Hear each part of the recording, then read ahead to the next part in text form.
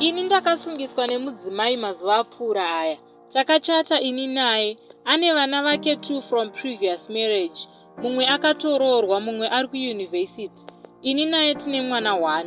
Chikonzero chekundisungisa, kune mwana wavo 1 akaroorwa wacho.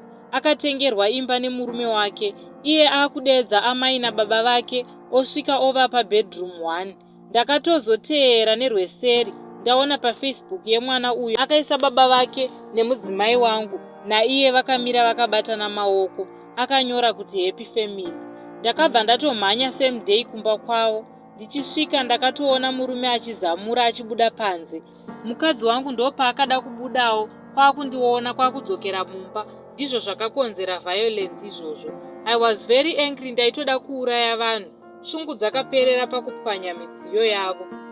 Kumubvunza ainditi taingosheya bedroom, hapana zvataiita. Takarambana kudhara kana ndimiwo. Vakandisungisa ndiri kudzokera kucourt next week.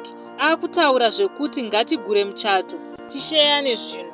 Haasi akufunga kuita move on here nahabi wake uyu munhu. Beduwe ndokumbirawo rubatsiro kuti ndoita sei. Ndapererwa ini kuti ndoita sei. Chakanga chanditsamwisa kuona vanhu ava vachinzi vari kurara musame bedroom. Eni ndakatoita zvekuvaona ndega, handina kuita zvekuudzwa nemunhu. Zvakava zvakandirwadza kusvika ndazoita violence inoyava yakazondisungisira iyi.